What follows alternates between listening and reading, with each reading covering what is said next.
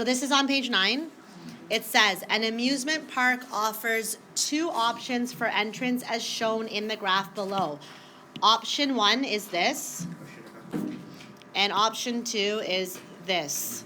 So we're going to talk about the different options. You need to be able to understand how to read a graph. In option 1, what is the initial value for option 1? Where does the graph start? 0 and what? 35. Excellent. Right here, this is the initial value. Okay. To figure out the initial value, you're trying to figure out when does the graph hit the y-axis. So it would be 0, 35. You look at 0 here, and you figure out when does the line hit the y-axis at 35. That means that if you don't visit, if you have 0 visits, you still have to pay a total cost of $35. That's the initial fee. It's the fixed fee. Excellent. We're going to figure out, well, what does the price go up by every time you visit the park? So how would I figure out the rate of change for option 1? I'm trying to figure out, how does this graph change every time I visit the park? So after 1 visit, everyone look here. Here's 1 visit. So you're trying to find that point. What does it go up by? $5. Excellent. It goes from 35 to 40. Right? It goes up by $5. Does it go up by $5 every single time? It goes up by 5 for every visit, up by 5 over 1, up by 5 over 1. Is that true? For every 1 visit, it goes up by $5? Yes or no? Yes. That's the rate of change. Another way to calculate that is to actually find the slope of the line. Remember we did this? The slope of the line, you need to know this for your exam, is equal to y2 minus y1 over x2 minus x1. That will give you the slope of the line, which is another word for rate of change. How does the graph change? What is the rise and what is the run? What does it rise by and what does it run by? Well, you can pick any 2 points on the graph. So let's do this together. Let's do the slope. So I'm going to pick this point here. Any points, right? And let's just pick, you know what, I'm going to go over here and pick this point. What's the coordinate of the point I chose? This is what? 2, 45. What's this coordinate? Can you guys see? 10 what? 85. So label those 2 points on your graph. And you always label a coordinate x, y, x, y. So we would have to... sorry? The reason I picked these 2 points is because I want to use this formula to calculate the slope. Yeah. I want to calculate the slope. So I would do y2 minus y1. So you're subtracting your y values. 85 minus 45 over, what are the x values? 10 minus 2, right? Does everyone see what I'm doing here? Remember we learned this, you can draw a triangle. It goes up, rise, and over, run. Well, what does it go up by? 85 minus 45 is what? 85, take away 45. 40. And then 10 take away 2? 8, thank you. What's 40 divided by 8? 5.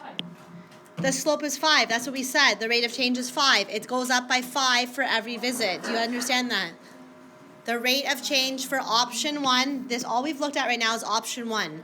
It has an initial value of $35 and it changes by $5 for every visit. How would you calculate the equation? What's the cost to go to the amusement park for option 1? It has an initial value of $35 and you pay $5 per ride. What's the equation? The cost is equal to, 35 plus 5n. Beautiful. Remember this? Option 2 now is this blue line. Okay, this one's a horizontal line. What's the initial value for option 2? Where does option 2 start? If you don't go on any rides, how much do you pay? $70. Thank you. Very expensive. If you go on 4 rides, how much do you pay? Still 70. If you go on 8 rides, how much do you pay? Still 70. If you go on 12 rides, how much do you pay? Still 70. So, is there a cost per ride? No. What's the cost? Cost equals 70. That's the equation. It's $70 no matter what. So it's like a season's pass. Now, is there a point where these 2 lines intersect, where they cross? They meet here, they intersect. I'm looking right here. Can everyone put that point on their graph? They intersect at, what point is that? 7. So this is the point of intersection. Point of intersection at 7:70. So what does that mean? If you know you're going to go on 7 rides, what's the cost for option 1? If you're going on 7 rides, this is the number of rides, this is cost. If you're going to go on 7 rides, how much would you pay for the option 1? $70. If you're going on 7 rides, how much would you pay for the second option? Same price. Which option would you guys choose? What happens if you go on more than 7 rides? What happens to option 1 if you go on more than 7 rides? Look what's happening to the graph. It's going to be more expensive. So would you say that, where should I write this? More than 7 rides, choose option what? 2. Excellent. This means greater than, more than 7 rides, you would choose option 2, correct? Because if you're going on more than 7 rides, option 1 ends up getting more and more expensive. Option 2 is an unlimited seasons pass, right?